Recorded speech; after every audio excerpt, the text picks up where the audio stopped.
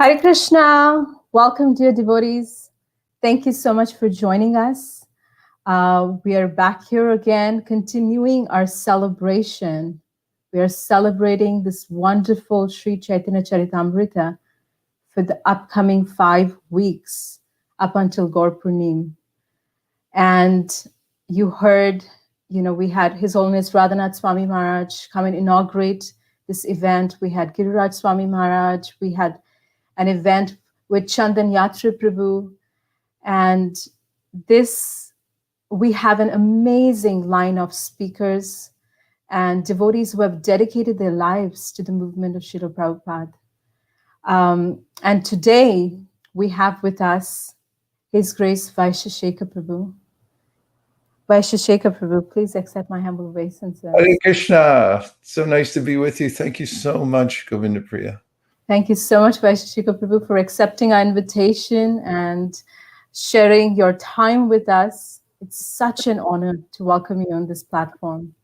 And we're so grateful you're here. You're such a well-known devotee with your enthusiasm and spirit for preaching. You've touched the hearts of so many. An apt introduction to you would be me sharing a little story. When we decided to move from New Vrindavan and we decided to move to Northern California, one of the senior Prabhupada disciples over there, they said, "Oh, you're moving to Northern California? Oh, that's where Vaisesika Prabhu is." And I said, yes. And at that point of time, we'd only heard of you. We'd seen your wonderful lectures. And he said, he's such a happy devotee. The minute I see Vaisesika Prabhu, I feel blissful. I just feel energized with enthusiasm. And over these years of moving to Northern California, I can testify that that's so accurate. The minute we come in your association, we feel energized and enthusiastic. And this was confirmed yesterday by His Holiness Giriraj Swami Maharaj. Giriraj Swami Maharaj yesterday was reading a letter from Srila Prabhupada where he mentioned Prabhupada that by distributing my books, you will become happy. And by reading my books, you will stay happy and stay in the movement. So I can totally see your life, years and years of dedicated service to preaching. It's such an honor to welcome you, Vaisesika Prabhu. Thank you so much for joining us today. Wow, the honor is mine, really. And I think the phenomena you experience is very easily explained, and that is you and Shankarananda and the kids carry that ananda with you wherever you go. And sometimes it reflects off of others. Oh, Seeing is a reflection coming from your own effulgences. We're just transmitting your effulgence. Now, don't argue with me. I'm just Hare Krishna. Thank you so much for Prabhu, for holding the space open for Krishna Katha. It's really amazing what you're doing. This is the effort of the GBC SPD team. There's so many devotees behind this effort, and I'm just representing them right here. Your website says Fan the Spark, and I've seen that your life has been, you see a little spark, whether it's the youth, whether it's, anyone walking into the temple. You've been fanning that spark. And how is that impetus? How have you received that enthusiasm to continue to do this for a lifetime? A lifetime. Thank you for asking such a compelling question. Let me first offer my respectful obeisances to the supreme fanner of sparks, Srila Prabhupada. His Divine Grace, A.C. Bhaktivedanta Swami Prabhupada, is the quintessential encourager of all living entities, as he's a representative Shri Nityananda Prabhu. Om Jnana Timirandasya Jnananjana Shalakaya Chakshur Unmilitam Yena Tasmai Shri Gurave Namaha. I can attest to that And the prayer I just said means that I'm a recipient of the way he fanned my spark. I was sitting minding my own beeswax in suburban California in a nondescript neighborhood, and I got a Back to Godhead magazine from Srila Prabhupada indirectly through my high school friend who had no interest in it, Richie Corsa. And he had received it from a devotee on the street. I don't know who that was, but he acted as an instrument. But Srila Prabhupada thought that up. It was his idea. He wanted to reach out. I think there's this coming from Krishna, who's mentioned as the ocean of mercy. Hey, Krishna Karuna Sindhu, Dina Bandho Jagapate. I mean, think of those nomenclature and the way that he's described as an ocean of mercy and a friend of the poor. And so Srila Prabhupada is empowered with that feeling of compassion. As Krishna says in the Gita, the best of all yogis is the one who has compassion, empathy for others who are suffering. So I felt that really, and I got it from Srila Prabhupada through his magazine, then his books, then all the devotees, all his lectures. He just organized everything to make sure that everybody got an opportunity. And that's what we learned, is the way to worship Krishna is to organize so others get Krishna. And that moniker, fan the spark, really is ascribed to Srila Prabhupada. That's what he would do. And just one other thing, and that is, as you know, in the Gayatri mantras, I won't say the whole thing, but prachodayat is a key word, which means really to enthuse. And that's what Krishna does. He wants to enthuse the living entities, to wake them up so they can join the party. Wow, that's a wonderful point that you brought up there. To enthuse. Yes, that's a fact. It's a big party going on, right? Krishna. There is. I think Anandamayo Vyasat. What is that? A description of the living force. It means living entities just want to have fun, but in the material world, they're getting something other than that. So, preaching is so essential just to bring people back to their constitutional position of enjoyment. They just forgot what it is. That's true. Sorry, go ahead. You were about to. Actually, Kadamakanand Maharaj was sharing that, just by being a part of the movement right now, we are living the pages of Chaitanya Charitamrita. We're in the Chaitanya Charitamrita. And we're a part of this wonderful book, actually, by participating actively in the movement of Sri Chaitanya Mahaprabhu and Srila Prabhupada. So that I thought that was so wonderful, just by your active participation. I've noticed that some devotees, Prabhupada gave so many instructions. Preaching is the essence, books are the basis, deity worship, and different devotees have taken different aspects to their heart and made it their life and soul. And from your life, I've noticed that preaching and sharing this mercy, extending yourself, going outside, reaching to people on the street, has been the primary focus. How has that come about, and how have you made that your mantra to, how did you decide that this is what is the goal of my life? Well, I did pick it up from Srila Prabhupada. He did emphasize that giving Krishna consciousness to others is a way of worshiping Krishna. This is a unique aspect of Prabhupada's teachings. When you read through all of his writings, you'll find a preponderance of this teaching, which is that high worship, the highest type of worship of Krishna, is to take trouble upon oneself in order to relieve others of suffering. How many times does Prabhupada point out Krishna's own statement in the Bhagavad Gita, where he says that somebody who's teaching this to others, and he's speaking in the context of the Bhagavad Gita, is the most dear to me. I mean, if I actually stop and think about that statement, it's a invitation for a particular kind of service.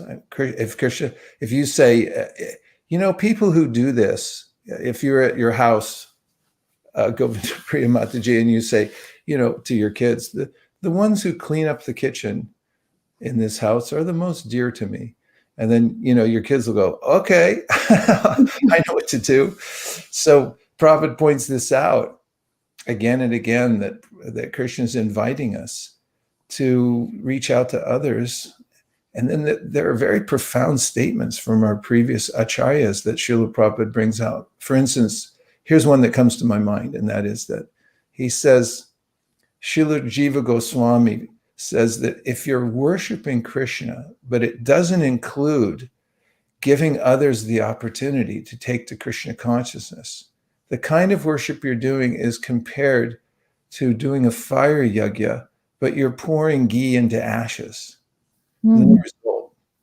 Wow. So it is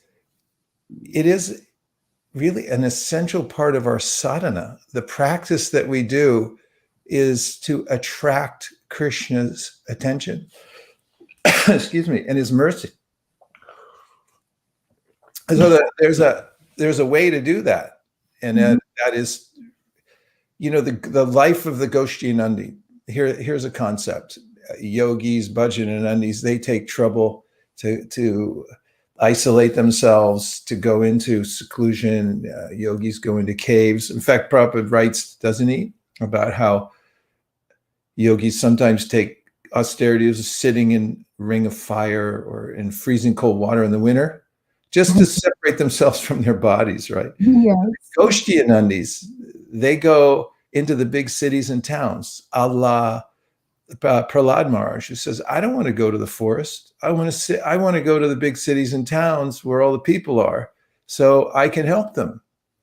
But in doing so, there's a lot of trouble. Is there one temple in ISKCON that has not had the police called on them for the noise factor? I mean, it doesn't matter what neighborhood you're in, somebody calls the cops. Happened to Srivas Thakur and Srila and Sri Chaitanya Mahaprabhu. People were complaining, you're making too much noise in the kirtan. And then Mahaprabhu, after a year, said, go out on the street and do it now.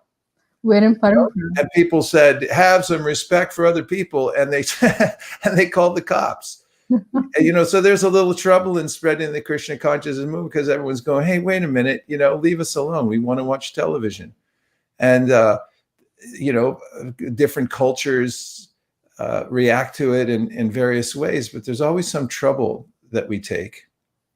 Yeah. And that trouble, I'm just saying, that trouble is a kind of austerity that is purifying to the heart. And to live like that, we have to take austerity one way or another, right? That's true. Just by living. It's a natural part of this world. There's some tapasya. So why not take it for Krishna? Yeah. If we don't take it for Krishna, we're going to have to go through suffering irrespective. You brought up this wonderful point about compassion and being out there. And oftentimes I feel that unless I'm sufficiently nourished, how can I be like an overflowing pot of, or overflowing fountain of, I've often seen devotees that submerge themselves in reading Srila Prabhupada's books. They just overflow with the nectar just naturally because they're so saturated with Krishna consciousness. How would you suggest? I feel that there has to be, it's a continuation. Preaching is a continuation of your sadhana, of your own nourishment. How do you stay nourished and like an overflowing fountain? Well, it's just the principle. The two things go together. You can't isolate them. I often compare it to rice and dal. Rice is a good food, but if you just eat rice all day, I don't know what you're going to look like. And if you just eat dal, you're going to get bored. But if you put rice and dal together, I mean, I don't know about you, but I can eat it every day for the rest of my life. You know, and it's got synergy. There's 42% more nutrition, according to Jamuna's cookbook, when you put the two together. So teaching Krishna consciousness to others is a staple, and hearing and chanting is a staple. But if you put those two together, you get a super food. So the way Prabhupada organized us was to have both at the same time. And that goes to, you know, how do we have a movement? Really, you know, it requires management, organization. But if we don't have the outreach first, there's nothing to manage, and except for problems. There's definitely a lot of problems when you don't have the outreach. And when you have the outreach, you have a different kind of problem. And that is how to adjust the message so that people will get it. And then you have another problem. It's like when people come in, how do we fill the gaps so that they can be accommodated?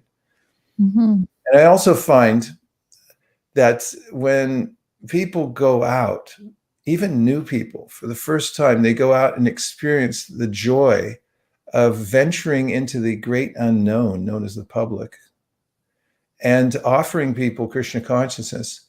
Those new people who are offering it become more vitally interested in absorbing the material themselves. I've seen this when we first started our program of book distribution here at ISKCON of Silicon Valley, also known as ISV, which stands for ISKCON of Silicon Valley. It also stands for Individual, Spontaneous, and Voluntary Service. I love that. That was Prabhupada's description of the atmosphere we should try to create.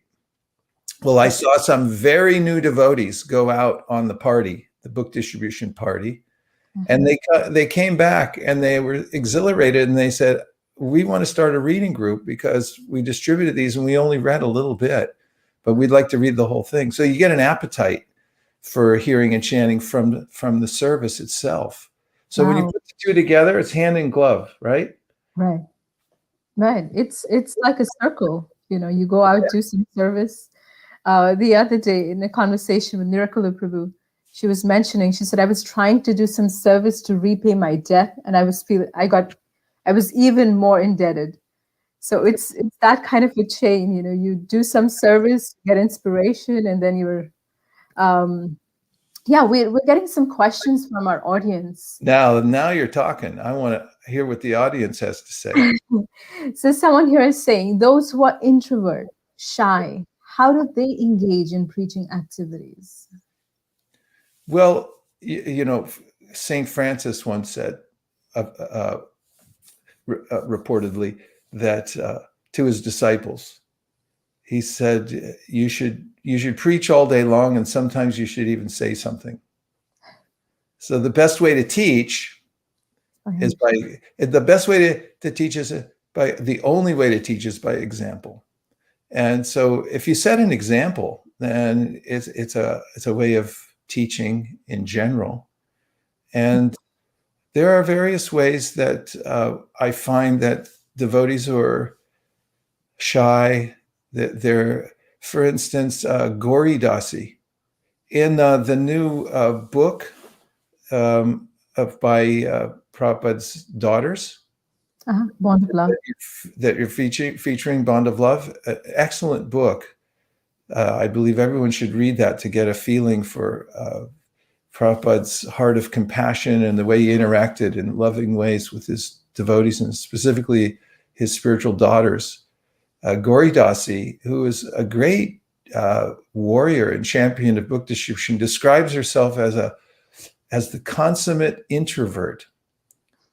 She said, I was the most introverted person in my life, but something happened when she went on book distribution where she felt that she was an instrument, and it wasn't her expressing herself, but she was being a conduit for somebody else, and that empowered her. So sometimes introverts are surprisingly effective at distributing books or preaching in any venue, because it's not you that's doing it. That's just your svabhava, your nature. But when you put yourself in the place where you're really doing preaching outreach means to assume the role of the instrument. That's the secret. Don't be the doer. It's not me doing it. It's me being a vessel to carry the message, and let Lord Chaitanya use you in some way. That's an art, to stay in that zone. So you can try that. And there are myriad ways that you can express Lord Chaitanya's teachings to others. You don't have, it's not stereotype. You don't have to do it in one way. There are various ways that you can do that. Yeah. What a wonderful meditation. Yeah. From trying to be an instrument, empowerment comes. Oh, wow. Ooh, So I like that. Yeah, let's talk about that for a second. You know, when trying to be an instrument, empowerment comes. So we'll take that as a sutra from you.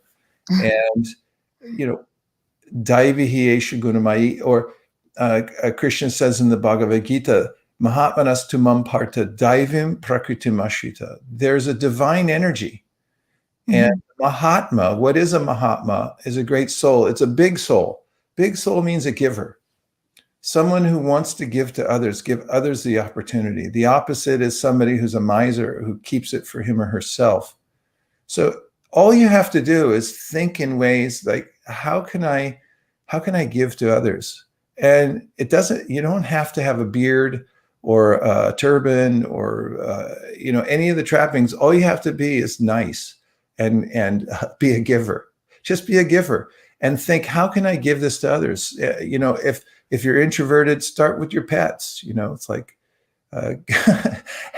go to your, you know, one of the things happened during the pandemic, I saw Nirakula, she would bake and she'd go around to the neighbors and just take prasadam. And just from that one little gesture, going to 5-6 houses in our neighborhood, there was this outpouring of love from our neighbors and reciprocation. So if you're a Mahatma, Mahatma means a big soul. Think about giving to others and you grow. By giving, you grow. It's an amazing process. And when you give a Bhagavatam, you give Bhagavad Gita, Chaitanya Charitamrita, Prasadam, the holy names in innovative ways, then you get the Daivim Prakritim. You get connected with the internal energy. That's universal. It's available to everybody. And so you can do that at any time, at any place. And so as what you just said, you gave us the sutra. If you try for that, then the empowerment will come. Yeah. Try first, though, and then the empowerment will come. Right.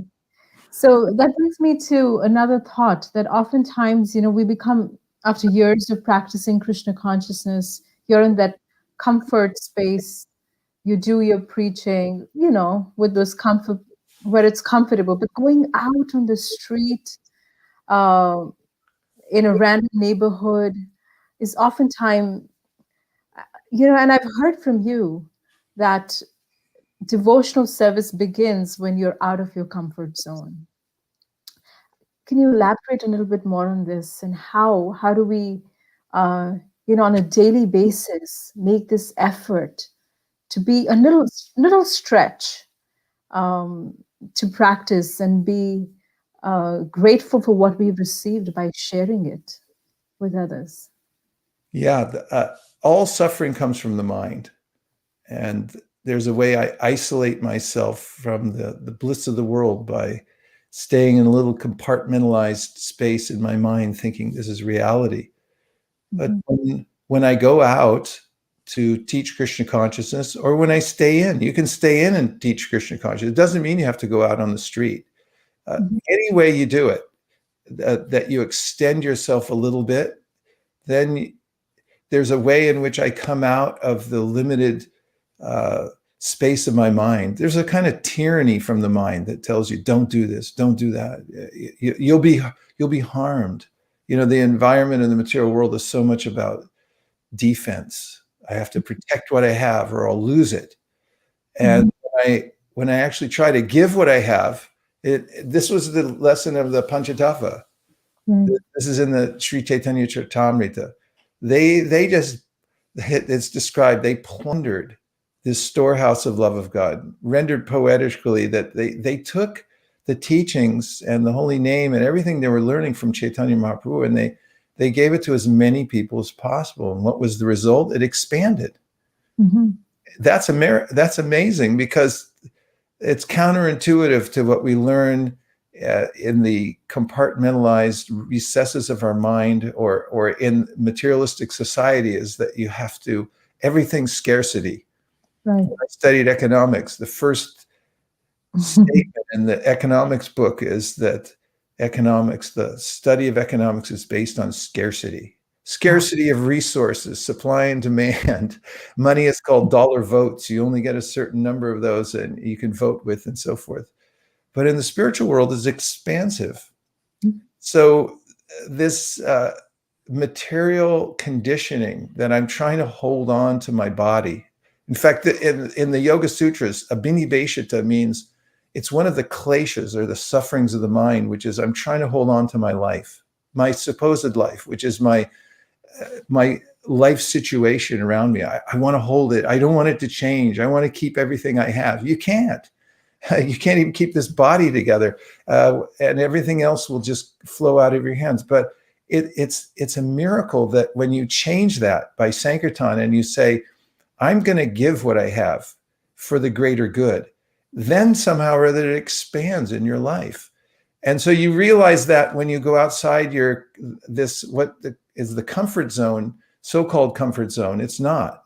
It's actually a very dark place to think that I have to protect what I have, because you can't anyway. And then you go into this expansive area of, let me take a risk to do good for others and give away what I have for their betterment. I mean, I'm not even talking about the Sankirtan movement, but even in ordinary circles, people with wisdom say this, that if you want to get out of anxiety, the thing to do is to think about how to do good for others. Right. Remarkably, Prabhupada writes in the Bhagavad Gita, the best way to control the mind is to think about how to do good for others. Isn't that beautiful? Beautiful. It's so just so what if I took that as my life and soul? I just decided that I'm going to think about how to do good for others from now on. You think I'd have any anxiety? You have no time for anxiety. Yeah, you're in the flow. So yeah, going outside comfort zone. Yeah. It's if we learn how to do that by practice, then we get a kind of strength from realizing that I'm not the supplier, I'm not the protector, I'm putting myself in Krishna's hands. For the sake of going on and on about this, but at the risk of going on, but I have to say that in our community here at ISV, we've based much of our growth on book distribution. We have many aspects to our organization here, but book distribution has been a primary focus. And here's one of the ways in which it's been edifying for us. When we set a goal that seems fairly reasonable, but we're not sure exactly how we're going to reach it. I mean, we lose sleep when we set a new goal, because we think like, how's this ever going to happen?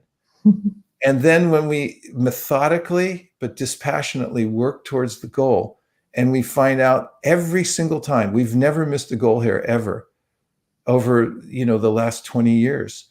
And as far as book distribution goes, and we see every time Lord Chaitanya comes and saves us. So this is what keeps the movement vital. Individually, our own participation, and as a group, we have to take a little risk. It's entrepreneurialism, spiritual entrepreneurialism. And when you go outside your comfort zone and say, I'm going to take a risk I'm going to make a stated goal that I have to reach, and I'm going to go for it. That in that little bit of discomfort, that's where you grow. Even entrepreneurs, they grow in that. They say, next quarter, we're going to do bigger than last one. Now let's get into motion. Right. And we've seen that in Srila Prabhupada's life. He was, I want the CC done in a few months. He was a risk taker. He was just putting, sometimes it seemed like unreasonable demands or situations, sent to young boys and girls, go start a temple in London. It all seemed like a lot of risk, spiritual entrepreneurship. We have questions flowing in, and let's take a few questions from the audience. Oh, I'm so excited to get questions from the audience. So we have someone touching and saying that if myself is struggling in sadhana chanting, how can I help? Well, when you take a little time to go out with the Sankirtan party, you'll get some special consideration from Lord Nityananda. I've had this happen. Who am I speaking to? Is it Shalini? Shalini Bendiala. Yeah, Krishna Shalini. Thank you for such a nice question. Yeah, I've had this experience, and maybe you have too. But I'll just explain that when I go to teach Krishna consciousness, especially to new people, oftentimes what I get from them is a renewed enthusiasm to chant. Because oftentimes the people who are chanting for the first time, let's say I meet somebody and I tell them about the Hare Krishna mantra, and I say, if you learn this song and you put it in your heart, then all good things will come to you in your life. And they get enthusiastic about it, and they say, I want to try it. I want to chant this. And then I think, why aren't I as enthusiastic as they are? You see, that's why the two go together, because we have to remain vital by bringing the new energy in. We can't be in isolation and be as enlivened as when we go out and give it to new people and vicariously experience what we experienced for the first time. Do you remember the first time you heard the Hare Krishna mantra and it touched you and it moved you and maybe your hair stood on end for no reason? You didn't know why you were happy. I remember when it happened to me. I was driving with my mother back from a music lesson in Berkeley, California. We were in our green VW microbus, circa 1970. Wow. And on the radio came on George Harrison, and he was singing My Sweet Lord. And first time I heard it, and then in the refrain, there was Hare Krishna. I had seen Hare Krishnas before, and I thought, what the heck is that?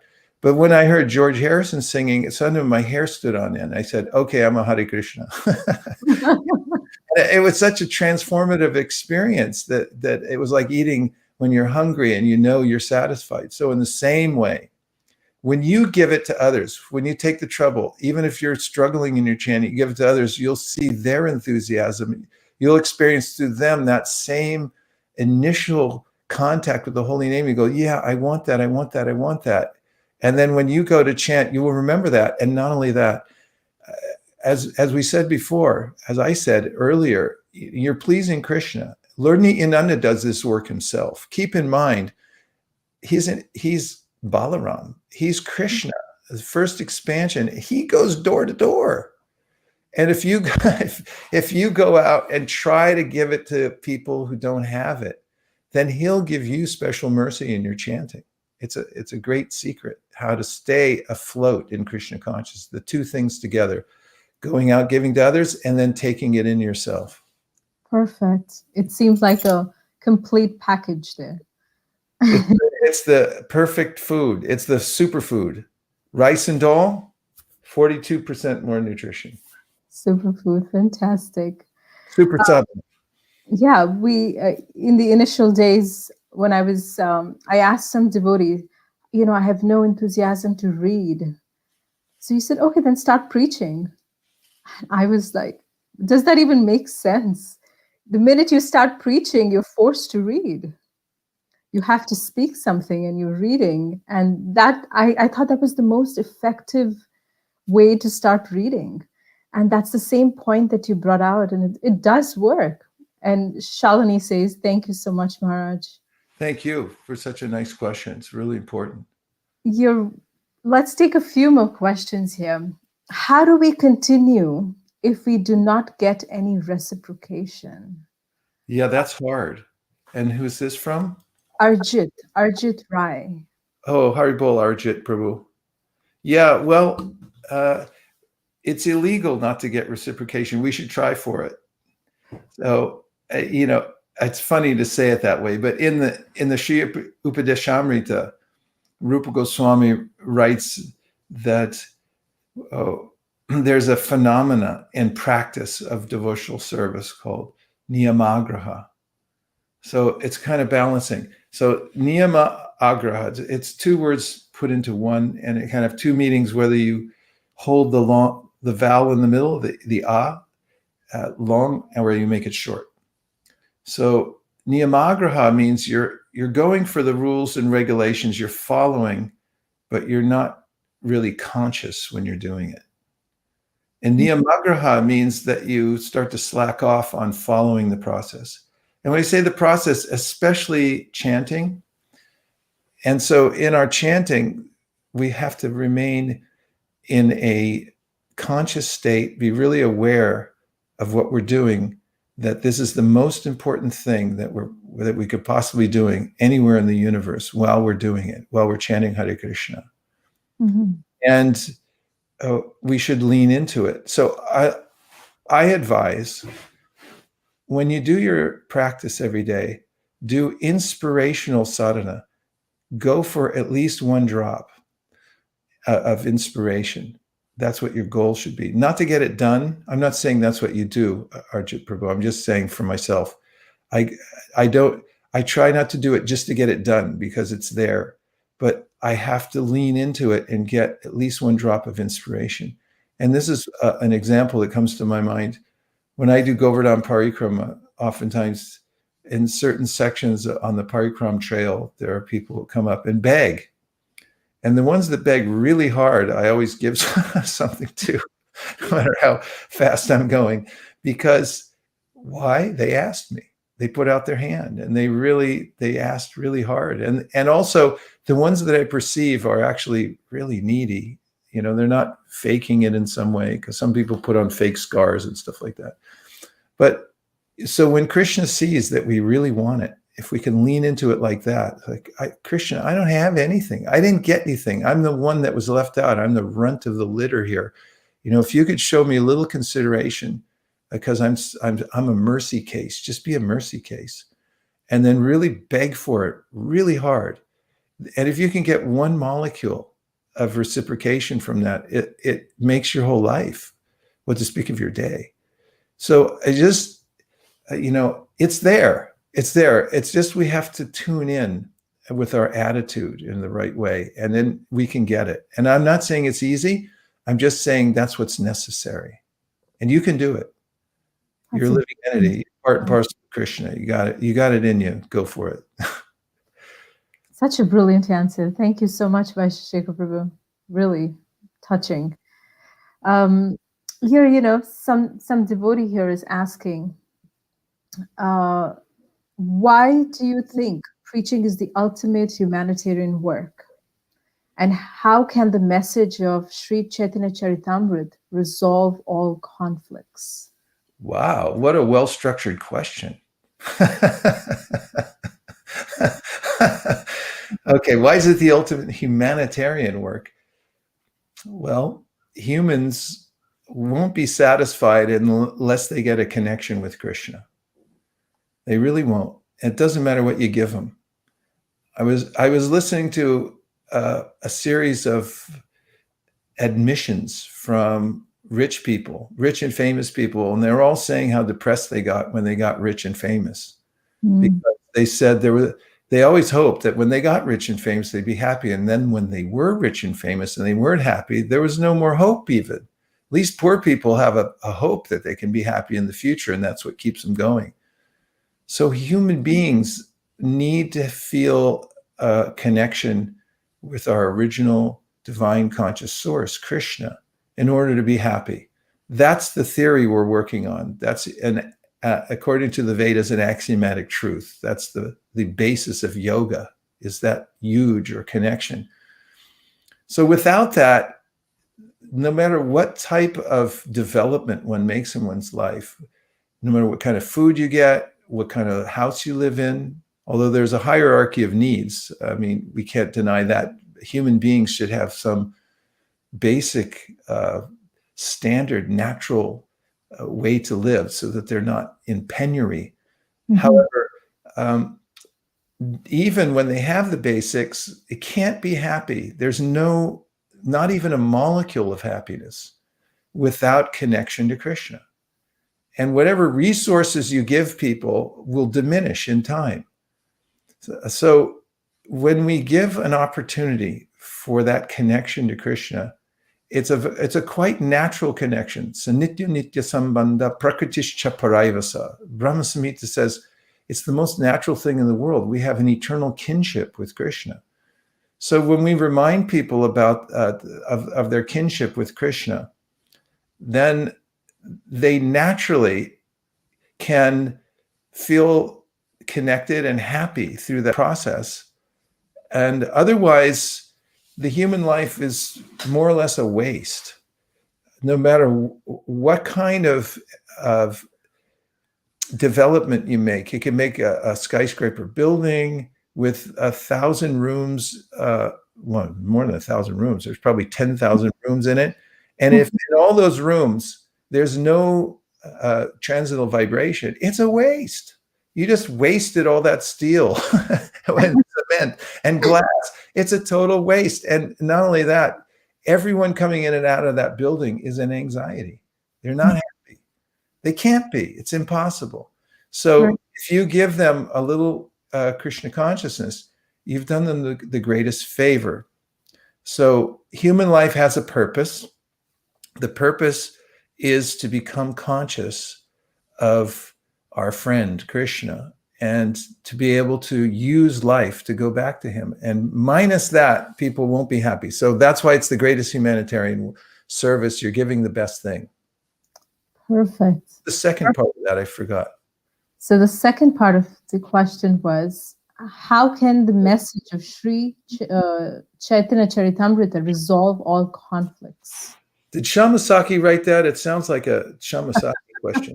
That is resolve all conflict. The way, let's just start in our Hare Krishna movement. Are there any conflicts in here? You know, one of the busiest departments in ISKCON is ISKCON Resolve. They help to mediate and solve problems between devotees. Does their phone ever ring? Pretty much all the time. They answer the phone. ISKCON Resolve. Get over it. And so, you know, conflicts in our movement, conflicts in the world, and so forth. Let's just start at home with our own thing. How do we overcome conflicts? By having a common mission. When we're going towards a common goal, despite the fact that there will be conflicts, it's inevitable. We're able to rectify them by understanding that it's worth it. The conflicts are worth it, and overcoming the conflicts are worth it because we're going towards a worthy goal. And that is, the goal is the mission, to give it to other people as much as possible. And in the process of that, we're going to have conflicts, you know, as like we're carrying water pots as service full of Ganga water. And every once in a while, you're going to swing and hit somebody and the pot's going to break. And then someone will say, why'd you do that? You know, because we're trying to put water in the Gudicha temple together. Oh, right. Okay, no problem. So we overcome conflict by working together towards a common goal. And it's not that conflict is ever ended. It's just, it's justified.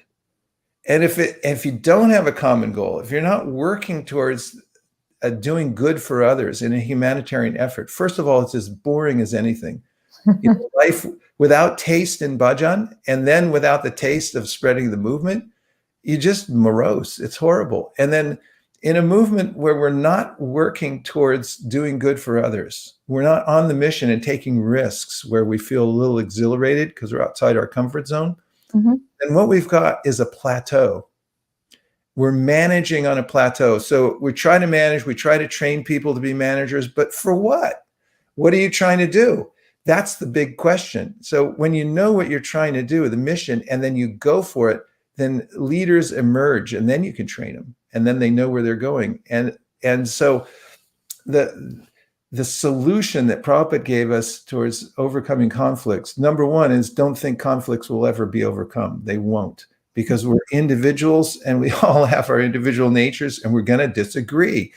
But if we're doing it in the course of working together towards a mission, a worthy mission, the one that Lord Chaitanya put before us, which is go to every person and help them become Krishna conscious. And to do that, come up to the task yourself. I mean, that's a big order, right? if we're absorbed in doing that together, then there's a way that we can justify those conflicts and make them work for us. Did we lose the stream here? Okay, we're back. Perfect. Yeah, brilliant answer. Perfect. Well, that works for me. Yeah, when you have a higher goal, everything else, you can live with it. You know, all the austerity, all the struggles. It's like, it reminds me, I mean, I've raised 2 children. You know, your whole pregnancy is so difficult, oftentimes. Inconveniences, body changes, and so many things. But you still find women getting pregnant, and you still find, because the minute you see the child, everything. So it's just when you have that goal. Yeah, nice. Yeah, so I was thinking, you know, for all the trouble we put in, just like the last marathon, when we all got together at the end of the Live to Give to marathon, and we felt, yeah, somehow or other, all around the world, we were able to work together. And there were differences. When we got in touch with leaders from every continent of the world for Live to Give and for Bhadra campaign. By the way, those are, for those who don't know, they were goals we set during 2020 to distribute a certain number of Bhagavatam sets and a certain number of Bhagavad Gitas. And the idea was that we'd all work together as a global team. Mm-hmm. And so in the course of doing that, we were in contact with leaders from every continent of the world, and everyone has slightly different methodologies, obviously different languages, different currencies, and so forth. And, you know, the work of tying all that together so we could be one team and go towards the goal, it took a lot of work. But at the end, we all felt unified. And there was a great joy in that, because we had reached a commonly agreed upon goal, all hyphenated, together. Goal. Yes. Yeah. Tell us a little bit about your the Be a Giver campaign that you have running right now. Oh, yeah. Well, this campaign is to be a gardener. Be a gardener. Yeah. So, you know, Prabhupada mentions in a letter to Karundar, who was a great manager in early ISKCON, that we should always have a challenge, a fresh challenge that devotees will want to rise up and meet. So from our work in promoting Sankirtan and book distribution around the world, we conceive of ways in which to create interesting, compelling, fresh challenges. So the Live to Give campaign was a kind of a heavy goal, hitting a mark of distributing at least 2 million Bhagavad Gitas together. And we smashed it, actually. And the other one was Bhadra. Bhadra Purnima is the day upon which, when you give away a Bhagavatam set, you get the benediction of going back to Godhead. So we had a goal of 10,000, and we did over 24,000. So now, during the time that we're in, towards Gaur Purnima, moving towards Gaur Purnima, we conceived of a campaign called Be a Gardener. And it's based on the metaphor that Lord Chaitanya Mahaprabhu uses in the Sri Chaitanya Charitamrita, that each one of us is a gardener. We have to take care of the seed of bhakti in our heart by watering it, by hearing and chanting. And when we get fruits, we should distribute those to others. Or we should take the fruits that are already there, available in the form of the holy name, and certainly transcendental literatures, and give them to others as generous gardeners. Perfect. So, yeah, actually, this campaign really is about the Sri Chaitanya Charitamrita, because sometimes people forget about it. It's the book that Srila Bhaktisiddhanta Saraswati Thakur said, if all other books somehow or other slip into the ocean and disappear, if the Chaitanya Charitamrita is still extant, then there's no problem. And he said he got his solace, from reading the book. And Srila Prabhupada, on his onerous journey from India to America, said that was his only solace, is reading Sri Chaitanya Charitamrita. And of course, it's a legendary tale about how Prabhupada stopped translating the Bhagavatam around the 4th canto and went into a marathon to translate and then produce and publish and get distributed in mass quantity, the Sri Chaitanya Charitamrita. So during this Be a Gardener campaign, we're bringing awareness to everybody who doesn't know about the Chaitanya Charitamrita, about how important it is to read it and distribute it. And the first goal is just take an inventory. How many sets do you have? First, become aware of that. Do you have any? And the second is, if you have even one, bring it out and make it visible somewhere. Put it online. I see some devotees, Malini Preeti Devi Dasi, she's putting it up on Facebook and saying, hey, here it is. And people are taking it. So just bring it out, make it visible, and also learn at least one verse from the Sri Chaitanya Charitamrita. So these are a few of the goals of our current campaign, Be a Gardener. Thank you, Prabhu. Thank you for sharing that. I've seen how ISV, under your guidance, has always made innovative, especially during the COVID. You've said you don't have to go out and spread Krishna consciousness. I've seen the devotees under your guidance do it from their homes over a phone call. It was brilliant. It's just the energy that's coming in from yourself and the whole team is just amazing. It's spreading like wildfire. Everyone's getting enthusiastic, and I'm seeing children getting on the phone and selling, giving away Srimad Bhagavatam sets and Chaitanya Charitamrita sets. So grateful for all that is happening, and you're the epicenter of this. It's amazing. This is somebody's asking a question here, and I've personally seen your sadhana. Devotees often wonder, we want to do this, we don't have enough time, we're tied up, how do we manage things? Over here, one of our audience is asking, wanting Vaisesika Prabhu to share what is his sadhana and how can we raise our sadhana when we are in the lower modes. So if you can share, this is Sharanagati, if you can share a little bit about your daily sadhana. I know you have a very packed morning sadhana, which keeps you going. And I've seen you do this over the years, every single day.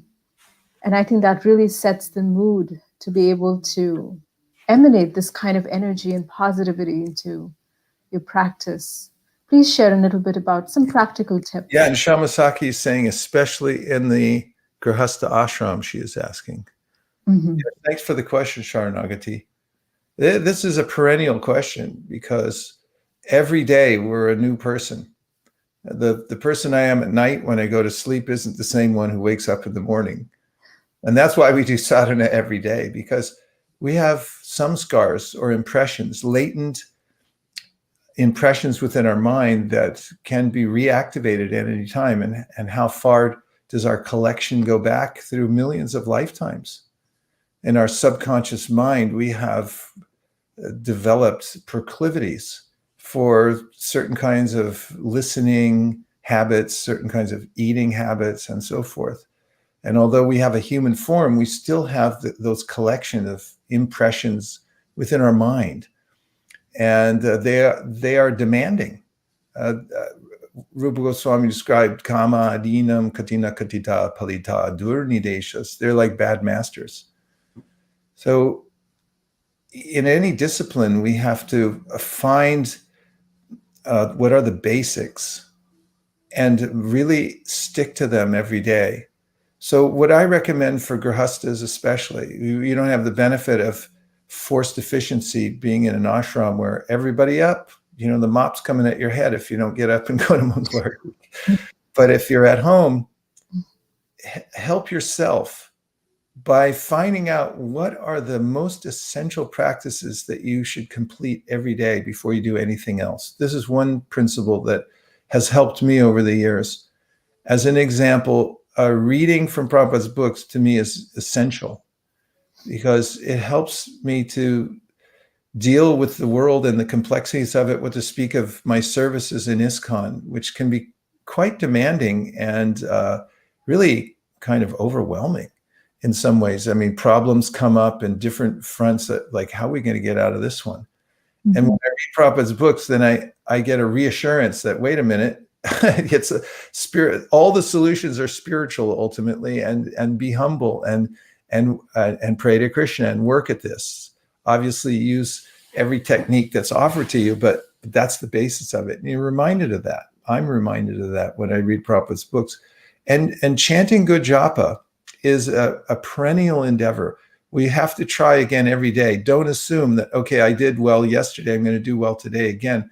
We have to start fresh. And so my advice, I mean, in this compact time we have, is really find out what are the main things that sustain you, especially hearing and chanting. And what are the two most obvious hearing and chanting activities? One is reading every day something, a set number. I have a set number of pages I read every day. It's 41 from the Bhagavatam, because when I read 41 pages of Bhagavatam every day, then I finish the whole Bhagavatam in a little less than a year. And when I finish the whole Bhagavatam in 1 year, I feel better about life, I must admit. I feel more encouraged, to say the least. And also finishing my 16 rounds. If you deal with those two things first, then you'll be happy. So Stephen Covey said, the main thing is to keep the main thing the main thing. So keep that in mind. And the other piece of advice is somehow or other stay alive. Stay alive in Krishna consciousness. Don't get morose and think, I can't do this. You can do it. But just figure out a way. Be inventive if you have to.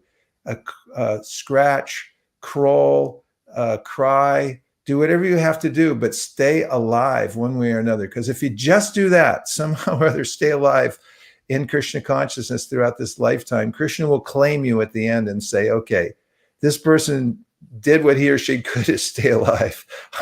I'll give all benefit. He already is, even in this lifetime, but it becomes pronounced when we tie up the bow at the end of this lifetime and say, here you go, Krishna, I did everything I could to stay alive for your service. That's perfect. Stay alive. I just want to add a piece of staying alive means getting connected to a source that's live. Someone like you. Whenever I come in association with you, I feel charged. So, yeah. Well, as I say in Japanese, gochira koso, right back to you. So, and with that, we're almost coming to the end of this hour. I can't believe how fast it went. It's been the fastest hour of my life. But there's another quick question, if you still have time, and we can go over a few extra minutes. I love questions. Okay. So we have someone's asking, do you think everyone should be engaged in preaching irrespective of their nature? Do you think other activities like deity worship, etc., is also preaching? Yes, definitely. Everything is in a preaching spirit. Or let me put it like this. Who am I speaking to? Shamasaki, can you put the question up so we know who it is? Is that your question, Shamasaki? You can admit it, Shamasaki. We don't mind if it was your question. I was just, keeping an eye on doing good for others is extremely important. Our movement is meant for that. So when we do deity worship, as an example, the example Shamasaki gave, when the intention, the attitude is for attracting others to the form of Krishna, then it is obviously a form of preaching, or maybe not obviously, but it is. And I saw, for instance, Shivaram Maharaj in his Krishna Volgi. It's a big community in Hungary. Mm-hmm. And when you go into the big temple room there, you find that it's set up theater style.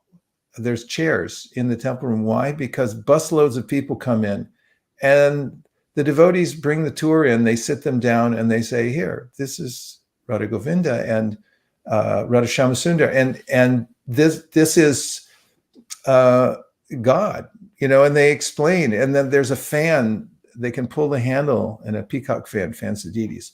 This is very deliberate.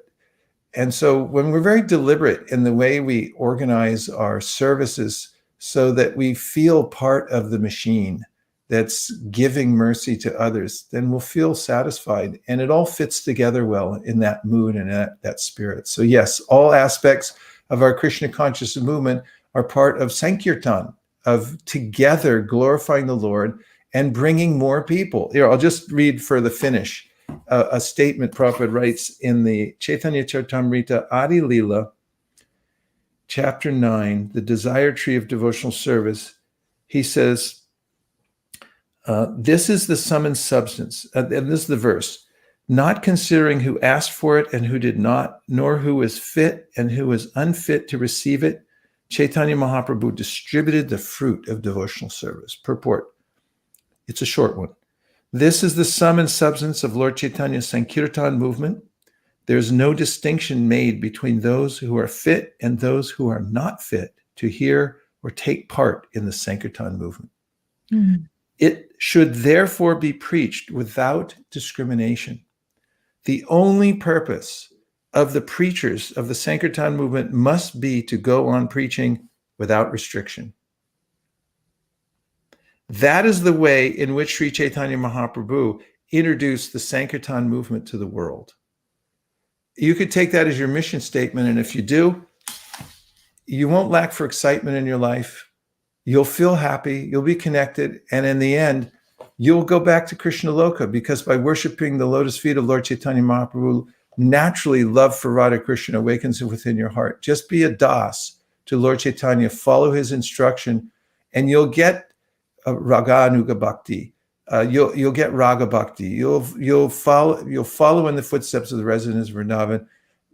There's nobody better than Lord Chaitanya. Nobody anywhere. And if you just follow him, think of him, and try to do what he says, even in the most simple way, you're going to be happy and you're going to do good for the world. Thank you very much. Perfect. From the live studios here in Burlingame, we thank you from the bottom of our heart. Hare Krishna. Thank you so much, Vaisesika Prabhu. Thank you so much for all that you do, for your lifetime of devotion, and for your example, your enthusiasm. We have so much to be grateful for. Thank you so much for joining us today. Govinda Priya, you're the one who's here, there, and everywhere. I see you on every channel, bringing out the best in everybody else. So, myself excluded. But thank you very, very much for all that you're doing. Thank you so much, Prabhu. Thank you so much. Hare Krishna. Hare Krishna. Chabasaki, thanks for bolstering us with good questions and advice during the program. Thank you so much to our viewers for joining us. This was a wonderful, wonderful session of Vaisesika Prabhu. Please join us again. We have Hari Parshad Prabhu joining us tomorrow, and amazing line of speakers we have for the next few weeks. So stay tuned. Subscribe to our website, which is www.gbcspt.com. Subscribe to our channel on YouTube, and stay tuned and stay connected and stay alive. I'm going to subscribe as soon as I get off. Thank you. Hare Krishna. Hare Krishna. Thank you, everybody. Thank you.